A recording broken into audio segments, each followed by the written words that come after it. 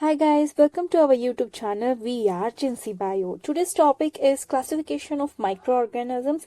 In that we are going to learn about Haeckel's 3 kingdom, R.H. Vector's 5 kingdom and Carl's 3 domain.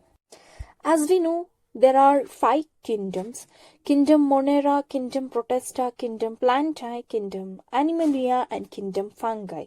And let's learn what and all organisms are placed under this kingdom and how it was classified and who classified these 5 kingdoms. Let's see. Haeckel's 3 kingdom. In 1866, Haeckel discovered this 3 kingdom classification. He divided all the living organisms into 3 parts and he placed all the living organisms into these 3 kingdoms, namely Kingdom Plantae, Kingdom Animalia and Kingdom Protista. So let's see what are the living organisms he placed in these kingdoms and let's go. So let's see Kingdom Plantae. Kingdom Plantae is a multicellular and eukaryotic, and the organisms present in this kingdom have a cell wall, and the mode of nutrition is autotrophic. As I mentioned in the right side, the autotrophic or the organisms which produce their own food is called autotrophic. And let's see Kingdom Animalia. Kingdom Animalia is also a multicellular and a eukaryotic, and the organisms present in this kingdom lacks a cell wall, and the mode of nutrition is heterotrophic. As I again mentioned in the right side, heterotrophic are the organisms which consume other organisms to make a food for protein and for energy. And let's see Kingdom Protista. Kingdom Protista is a unicellular and eukaryotic, and the organisms present in these kingdom lacks a cell wall, and some organisms may present a cell wall in them, for example Chalmondinus and Cholera. And the mode of nutrition may be a autotrophic and heterotrophic, means the organisms present in these kingdom may have both the properties of autotrophic and heterotrophic. So let's go through the characteristics.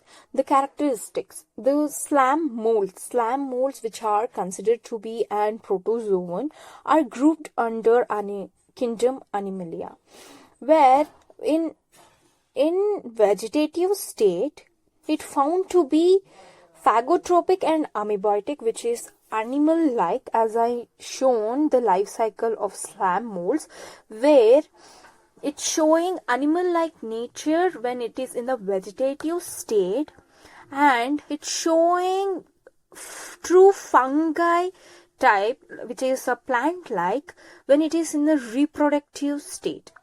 So here he placed the slam mold in Kingdom Animalia, which wanted to be placed in the other kingdom because it shows both animal-like and plant-like.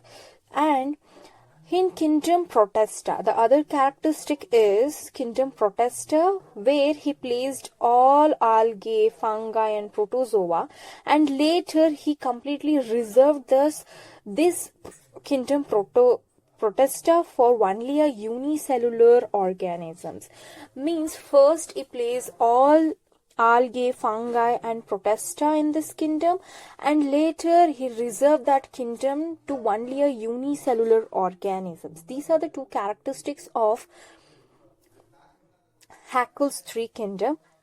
So let's see your limitations of Haeckel's 3 kingdom.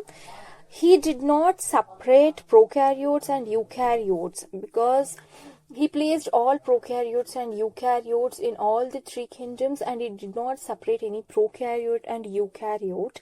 And he also placed unicellular and multicellular organisms together in the Protista, and later he reserved it only for unicellular organisms.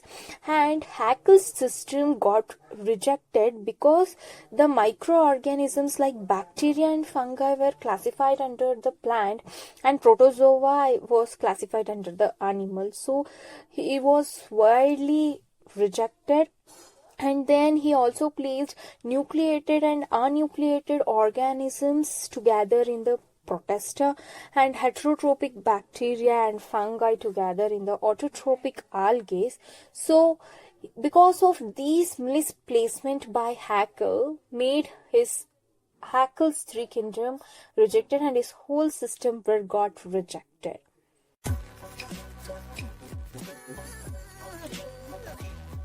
No.